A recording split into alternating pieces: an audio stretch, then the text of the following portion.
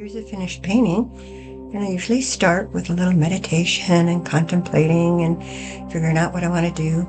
I even look at inspiration art to figure out what I want to do in composition or colors. When I've found something that inspires me, I'll go ahead and pick out the colors that I want to use, and sometimes I'll use them, and sometimes there might be some that I don't use. But the whole thing for me in fluid art is that it helps me basically communicate, because art is a communication with my higher self at any rate, and I like to just kind of see where the motion and flows take me. So I'm starting with just a white base coat and putting the colors on the canvas in a way that I feel will look good as I swipe, because that's the first thing that I plan to do.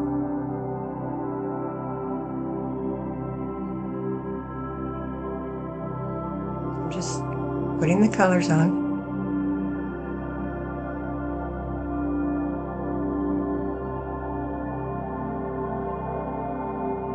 Now that I've got those colors, I'm taking a wet paper towel and just swiping down.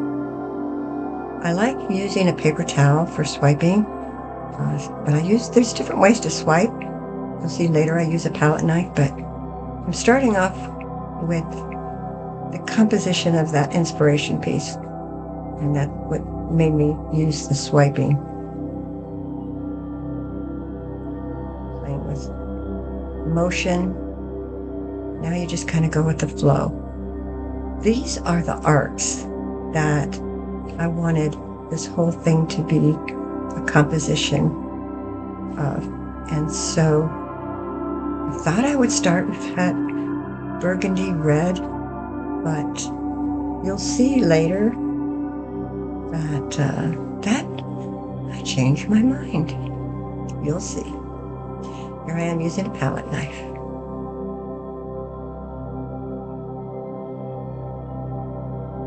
Now this is just a comb, and I like the effect that it gives. I really did like that effect.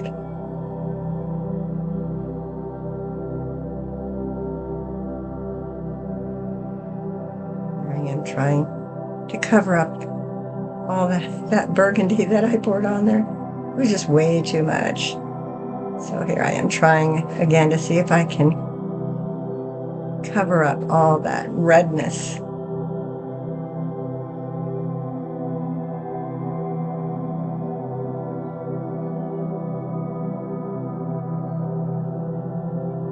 Never know where this is going to take me. I just keep swiping away. This almost looks like an infinity swipe now.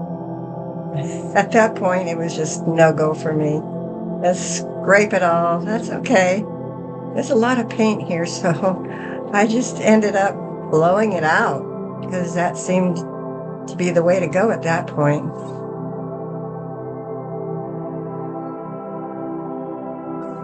Now that it's dry, I'm going to put a layer of transparent. It's just Floetrol and water. So if I spread that all around, I could put paint over that, and it'll flow. The point with fluid paint is it needs to have something to flow on. Let's try those arches again, shall we? Arcs, whatever you call them. There's one. Here we go. Second one. Let's give this another go.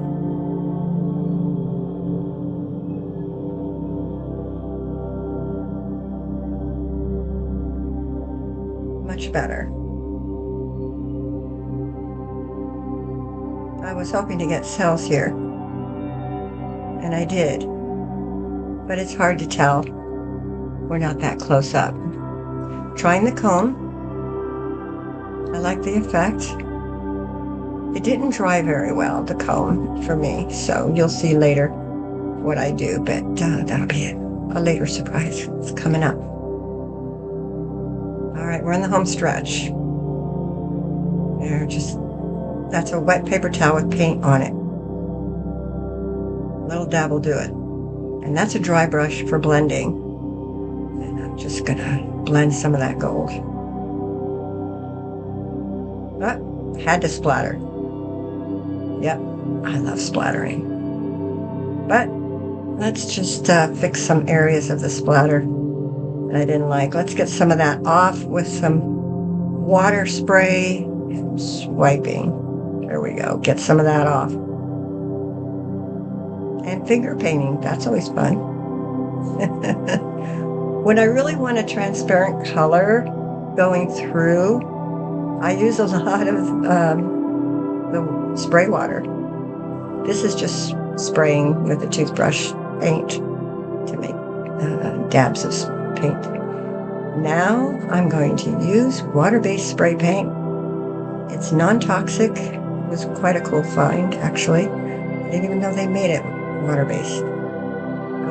But here I am. I'm still playing around with this. If I wasn't completely happy, I would have left it alone, but I felt it needed something, and this is acrylic spray going on there, and now I need to balance it out with some of that reddish color. I had to balance it, but that's just too much, so I'm going to wipe some of it off and wipe off some more until I am completely happy.